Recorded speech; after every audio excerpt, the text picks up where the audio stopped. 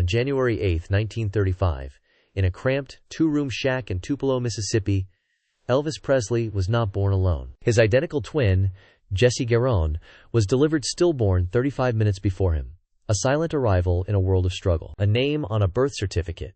A tiny grave on a windswept hill. That is where the story is supposed to end. But what if it didn't? What if Jesse never truly left? What if the ghost of the brother he never knew became the silent, unseen architect of his entire existence? The phantom force that shaped every swivel of his hips, every lonely midnight, and every self-destructive impulse of the king of rock and roll. The night came in cold and damp. A typical Mississippi winter that seeped into the bones of the clapboard house on Old Saltillo Road. Inside, Gladys Presley's labor was a trial by fire, a desperate battle waged under the dim glow of a single kerosene lamp. For hours there had been two heartbeats, a frantic, syncopated rhythm of two lives eager for the world. Vernon, her husband, paced the worn floorboards, his face a mask of fear and hope. Then, at 4 a.m, the first child arrived, Jesse Garon. Perfect, silent, and still. The air in the room grew heavy, thick, with a grief so profound it felt like the world had stopped turning. 35 minutes later, a lifetime of silence was shattered by a cry. A raw, desperate wail that pushed back against the sorrow. Elvis Aaron Presley had arrived, his first breath taken in a room already consecrated by death. He was the survivor, the one who lived, but he would never be just one person. Gladys, her heart cleaved in two, poured every ounce of her love, her fear, and her sorrow into her surviving son. She dressed him in the finest clothes they could afford, fussed over his every sniffle, and walked him to school and back every single day, her hand locked tight around his. She saw in him not just her boy, but the ghost of the one she lost. She would whisper it to him in the quiet moments, a mantra that would become the core of his identity. When one twin dies, the one that's left gets all the strength of both. He wasn't just Elvis. He was Elvis and Jesse. He was expected to live a life big enough, bright enough, and loud enough for two. It was a sacred duty, and it was a terrible burden. He carried his brother not as a memory, but as a passenger, a constant, unseen presence weighing on his soul. This was the foundational secret of the king. Not a secret of illicit love or hidden addiction, but a far deeper, more elemental truth. His entire life was a performance for an audience of one, a ghost who sat in the front row of every show, in the passenger seat of every Cadillac, in the empty chair at every sold-out dinner. He had to succeed for two. He had to love for two. And in the end, perhaps he had to suffer for two. The world saw a boy from Tupelo conquer the planet, a supernova of charisma and rebellion. But inside the gates of Graceland, in the quiet solitude of his own mind, a different story unfolded. A story of conversations with the dead. This was not a metaphor. It was a documented, witnessed reality. Members of his inner circle, the Memphis Mafia, would speak of it in hushed tones years later, their voices laced with a mixture of awe and concern. They would describe how Elvis would often wander off alone, sometimes to the quiet shade of a tree, sometimes to the stillness of his bedroom, and speak aloud to the brother he called Jesse. He wasn't just remembering, he was consulting, arguing, confessing. He was seeking guidance from the other half of his soul,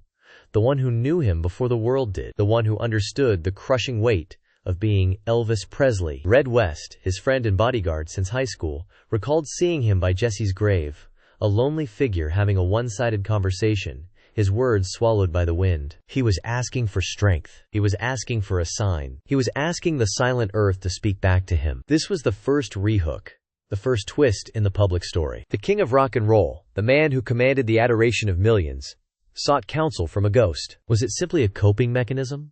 A way to process the unimaginable pressure of his fame? Or was it something more? Had the line between the living and the dead blurred for him at birth, creating a psychic connection that no one else could ever comprehend? He felt an eternal, gnawing survivor's guilt. Why him? Why was he the one chosen to live, to feel the sun on his skin, to hear the roar of the crowd, while his identical half was relegated to a cold patch of Mississippi clay? This question haunted his every waking moment. It was the engine of his ambition, but it was also the seed of his destruction. That duality, that internal fracture, bled onto the stage. It was the key to his entire persona. Watch the early footage from 1956. You see a painfully shy, polite, God-fearing Southern boy step up to the microphone, mumbling a thank you. He seems almost apologetic for being there. Then the music starts, and something else takes over. A second personality, a wild, untamed force of nature, is unleashed. The hips begin to move with a shocking, almost violent energy. The voice, a moment ago a gentle baritone, becomes a primal snarl. It was a possession, a willing one. This wasn't just Elvis Aaron Presley from Tupelo. This was something bigger. It was the pent-up energy of a life that was never lived. It was Jesse Garon, finally getting his chance to scream, to move, to be seen. Elvis was the vessel, the conduit for a spirit that had been denied a body. He gave his brother the stage. In return, his brother gave him the fire that would set the world ablaze. He was two men at once, the respectful son who loved his mother, and the rock and roll demon who terrified the establishment. The sacred and the profane, locked in a frantic dance inside a single, sequined jumpsuit. But the higher he climbed, the more acute the loneliness became. The screams of the fans were a deafening roar that paradoxically made him feel more isolated. He was surrounded by people, hangers-on, employees, lovers, but no one could ever truly get inside. No one could understand the fundamental schism in his soul. No one, except the one person who wasn't there. Jesse was the perfect companion, the one who would never betray him, never ask for money, never sell a story to the press. He was the silent confidant, the keeper of secrets, the only one who had been there from the absolute beginning, in the shared darkness of the womb. By 1968, the fire had dimmed. The king was a joke, a Hollywood caricature making a string of forgettable, Technicolor movies. His crown was tarnished, his throne collecting dust. The Beatles, the Stones, the entire British invasion had washed over the world he created, leaving him beached on the shores of irrelevance. A television special was his last stand, a desperate gamble to reclaim his legacy. The pressure was immense. The entire world would be watching, waiting for him to fail. He was terrified. He hadn't performed live for an audience in nearly a decade. He was overweight, insecure, and convinced his time had passed. The night of the taping, backstage, the atmosphere was electric with tension. Dressed head to toe in black leather, he looked like a caged panther, pacing back and forth. His bandmates, the men who had known him for years, saw a fear in his eyes they had never seen before. It was the look of a man on the edge of an abyss. According to stories told later by those in the room, he fell silent for a long moment, closing his eyes. He seemed to retreat into himself, into that private world where only he and his brother existed. When he opened them, the fear was gone. It was replaced by something else, a burning, defiant intensity. He looked at his reflection in a dark monitor screen and whispered, so low only those closest could hear, "We're gonna be all right, Jesse. We'll show 'em. We'll show 'em all." This was the second rehook. This wasn't just a memory anymore. This was a partnership, a pact. He wasn't walking out there alone. He was walking out there with his brother, for his brother. What happened next wasn't a concert. It was an exorcism. He walked onto that stage, a man reborn in fire and leather, and delivered one of the most raw, powerful, and desperate performances in the history of music. He sang as if his very soul depended on it, because it did. Both of them. He wasn't just singing for his career. He was singing to justify his own existence, to prove to the ghost that had walked beside him his entire life that he was worthy of being the one who survived. He had won. He was the king again. But every victory came at a price. The return to the stage meant a return to the road, to the adoration, and to the crushing, absolute loneliness that fame demanded. He bought Graceland as a fortress, a southern fried Xanadu to keep the world out. He filled its halls with his entourage, with laughter, with endless noise, all in a desperate attempt to drown out the silence that terrified him. The silence was where the questions lived. The silence was where the guilt resided. The silence was Jesse's domain. The upstairs of Graceland became his sanctuary and his prison, a place so private that not even his closest friends,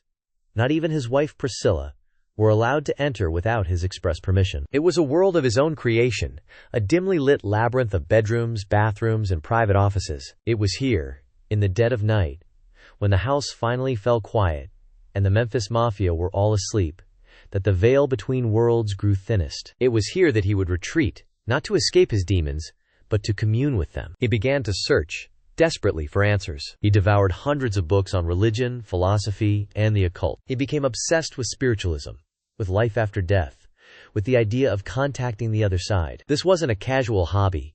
It was a frantic quest. He wasn't just looking for God. He was looking for Jesse. He wanted proof. He needed to know that his brother was somewhere, that he was okay, that his silent partner in life was waiting for him. He hosted seances in the mansion, bringing in mystics and mediums, hoping one of them could finally bridge the gap, could finally give the ghost a voice. The search only deepened his isolation. The more he delved into the esoteric, the further he drifted from the people around him. They saw his spiritual quest as another one of the king's eccentricities, like his love for fried peanut butter and banana sandwiches, or his habit of shooting out television sets. They didn't understand the agonizing need that drove him. They didn't understand that he was trying to solve the riddle of his own soul, a riddle that had been posed in that two-room shack in 1935. One night, deep in the 1970s, as the world slept, the king was wide awake. The sequin jumpsuits were packed away. The roar of the crowd was a distant echo. He stood alone in his vast, private bathroom upstairs at Graceland. The air was still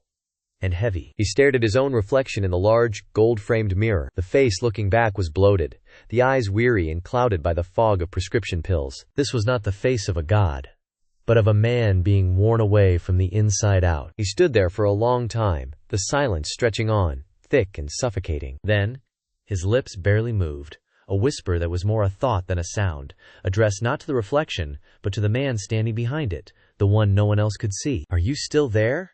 he breathed. For a terrifying, heart-stopping second, the face in the mirror seemed to shift, the features momentarily sharpening into a younger, healthier version of himself. A flicker, a trick of the light, a phantom in the glass, and from the deepest part of his own mind, or perhaps from somewhere else entirely, a silent answer seemed to echo back. A cold certainty that washed over him. He wasn't asking a memory. He was asking a presence. And he knew, with a chilling finality, that he had never, ever been alone in that room. He wasn't asking a memory. He was asking a presence. And he knew, with a chilling finality, that he had never, ever been alone in that room. But what happens when the comforting ghost of your past becomes the demanding tyrant of your present? What if the silent partner decides he wants a controlling interest? For decades, the story has been defined by survivor's guilt, a man haunted by a loss he could never comprehend. But what if the haunting was not an act of memory, but of occupation? What if the spirit of Jesse Garon Presley, the perfect, untouched, idealized brother, began to resent the flawed, living vessel who got to experience the world, a world he was denied? Think about it. Every cheer Elvis ever heard, Jesse didn't. Every woman Elvis ever loved, Jesse couldn't. Every breath of life, every taste of food, every ounce of fame was a reminder of what was stolen from him in that tiny shack. The accepted narrative is that Elvis's self-destructive spiral in the 70s was a simple, tragic tale of addiction. A man who couldn't handle the pressure. But perhaps it was never that simple. Perhaps it was a civil war, fought within the confines of a single body. There was a subconscious bargain struck in the cradle, a silent pact made between two souls in a single womb. "You go on," one might have said. "I'll stay here, but you have to live for both of us." And for a time, Elvis did. He achieved enough for two men. He loved enough for two men. He burned with the intensity of two suns. But living for two means bearing the burdens of two. It means feeling the emptiness of two, the loneliness of two, and it means feeding the appetites of two. Suddenly, his most famous eccentricities take on a darker, more desperate meaning. The legendary eating binges, the mountains of cheeseburgers, the fried peanut butter and banana sandwiches consumed in the dead of night. Was it just gluttony? Or was he trying to nourish a second, unseen soul dwelling within, a ghost with a hunger that could never be sated? The impulsive spending, the cars given away to strangers, the extravagant jewelry. Was it the generosity of a king, or a frantic attempt to fill a spiritual void with material things, hoping to placate the brother who owned nothing? Not even a grave with his correct name on it? His insomnia became legendary. He would stay awake for days, surrounded by the noise and chaos of his entourage. They thought he was afraid of being alone, afraid of the quiet. They were right, but for the wrong reasons. It wasn't his own thoughts he was fleeing from. He was trying to outrun the other voice, the one that grew louder in the silence, the one that whispered criticisms, regrets, and temptations. The voice of the brother who never had to compromise, who never had to grow old or fat or tired. The perfect, eternal Jesse. This internal conflict began to bleed into his reality, creating a paranoia that consumed him. He became obsessed with law enforcement, collecting police badges and carrying firearms. He saw enemies everywhere. But was the enemy truly outside? Or was he trying to police the increasingly hostile takeover happening inside his own mind? He would have conversations with people who weren't there, a habit his friends learned to ignore. They'd see him muttering in a corner, arguing with thin air. They chalked it up to the pills, to the exhaustion. They never considered he might be losing the argument. Then there was the rage, the infamous moments when he would shoot out television sets. The official story is that he hated the singer Robert Goulet, but members of his inner circle told a different story. The rage wasn't directed at the man on the screen, it was directed at the reflection in the dark glass. He was trying to shoot the man standing behind him, the phantom in the glass who judged his every move, who sneered at his perceived weakness. This is where the story of his prescription drug abuse takes on a terrifying new dimension. Enter Drive. George Nikolopoulos, the infamous Drive Nick.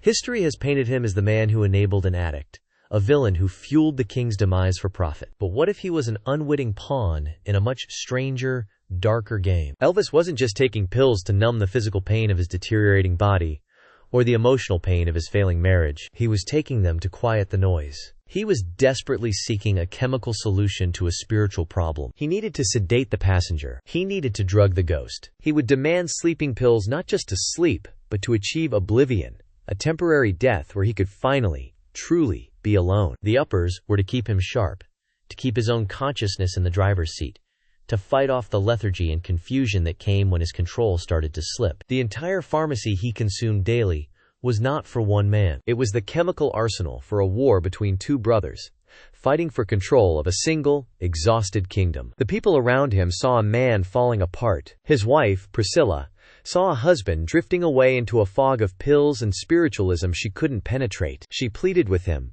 fought with him, and eventually, she had to leave to save herself. In her memoirs, she wrote about his unpredictability, his dark moods, his disturbing detachment. She was living with a man who was becoming a stranger. She didn't realize she was living with two men, and the one she loved was losing. His performances in those final years became a horrifying spectacle of this internal battle. The world saw a bloated, sweating man in a sequined jumpsuit, forgetting lyrics, slurring his words, barely able to stand. They called it a tragedy, a sad decline. But look closer. Was he forgetting the words? Or was another voice interrupting his thoughts? Was he slurring because of the drugs? Or because two minds were fighting over a single tongue? At times, he would stop a song and begin a long, rambling monologue about spirituality, numerology, life and death. The audience was confused. His band was baffled. They thought the king had lost his mind. They didn't understand. He was trying to explain the war. He was trying to tell them, in the only way he could, about the passenger he carried. He would introduce his father, Vernon, on stage, his backing singers, his band members. He would even introduce the man who gave him his water and scarves. But he could never introduce the most important person on stage with him, his silent partner, his oldest collaborator, his brother. The jumpsuits themselves became a crucial part of this war. In the beginning, they were sleek, a symbol of a rock and roll god reborn. But as the years went on, they became heavier, more ornate, covered in elaborate embroidery, jewels, and metal studs. They were no longer costumes. They were armor, a physical weight to match the spiritual one he carried, a gilded cage designed to contain the raging conflict within. One of his backup singers, Kathy Westmoreland, recalled a chilling incident. Between songs at a concert in Maryland, in front of 18,000 people, the venue fell quiet. Elvis stood at the microphone, seeming to stare into the distance. He then spoke, his voice clear and strange. "You know," he said, "we're two people. We're twins." The audience, thinking it was just stage banter, applauded politely. The band exchanged nervous glances, but Kathy saw his eyes. They were focused, distant, and utterly serious. He wasn't telling a story. He was confessing. This duality explains the most baffling contradiction of his final years. His simultaneous deep dive into gospel music and religion while living a life of extreme hedonism. It wasn't hypocrisy. It was a schism. One part of his soul, the Elvis who grew up a good boy in the Assembly of God church, was desperately reaching for salvation, singing hymns and praying for deliverance. The other part, the resentful, earthbound spirit of Jesse, was dragging him down into the muck. It was Jesse who craved the excess, who demanded the gratification of the flesh, who reveled in the very earthly pleasures he had been denied. Elvis was a man caught in a tug-of-war between heaven and hell, and his own body was the rope. In his final months, the house on Audubon Drive he had bought for his family became a focal point of this struggle. He would spend hours there, staring at a portrait of his mother, Gladys, sometimes talking to it for hours. But he was also seen talking to an empty chair in the living room. A maid at the house once reported to Vernon that she heard a violent argument coming from the room. She heard Elvis yelling, pleading, then screaming, "Just leave me alone! It's my life, mine!" When she cautiously entered the room, He was there by himself, sweating and shaking, the room in disarray. He had been fighting his ghost, and he was losing badly. The end, when it came on August 16, 1977, was officially ruled a cardiac arrest, a heart that simply gave out under the strain of obesity and a staggering cocktail of prescription drugs. A simple, medical explanation for a complex, spiritual horror. But was it just his heart that gave out? Or was it his will? After 42 years of fighting, of sharing a life, of carrying a ghost on his back, perhaps he was just too tired to fight anymore. Perhaps, in that final, quiet moment on the floor of his bathroom, he finally surrendered. He let go of the controls. He gave the passenger what he had always wanted. Everything. An end to the pain for one, and for the other, perhaps, a final, complete possession. The two brothers, born together, would finally be reunited. Their war over at last, leaving behind only a body, and a legend too strange and sad to be fully understood. The world mourned the loss of a king, a singular icon whose music had defined a generation. But the story we've followed suggests a different truth. The world lost one man, but perhaps heaven gained two souls, finally reconciled. The story doesn't end with a body in a bathroom. It ends with the closing of a circle that began in a small shack in Tupelo, Mississippi, with a first breath that was answered only by silence. For 42 years, Elvis Aaron Presley lived a life big enough for two. He felt a joy so profound and a sorrow so deep that a single heart struggled to contain it. He achieved a level of fame no one had ever known, yet he was plagued by a loneliness no one could understand. He wasn't just a man at war with his fame, his appetites, or his demons. He was a man at war with himself. Quite literally. The brother he carried was not a memory. He was an echo that never faded, a shadow that danced with him in the spotlight. Look at his life through this lens, and everything changes. The legendary generosity becomes one brother trying to give the other the world he was denied. The explosive temper becomes the frustration of a soul tethered to another's pain. The search for God was a search for an exorcist. The drugs weren't for escape. They were an attempt to silence the other voice in his head, to numb a body that felt like it was tearing itself in two. Today, in the meditation garden at Graceland, he lies between his mother and father. And just a few feet away, there is another marker, a small, flat stone dedicated to the memory of Jesse Garon. In the end, they are together. The battle is over. The house is quiet. The two brothers, the king and his shadow, are finally at peace, sharing the one thing they never could in life, a final, eternal silence. Was Elvis Presley haunted? Or was he just a man trying to fill an impossible void left by the brother he never met? Maybe they're the same thing. The only truth we know for sure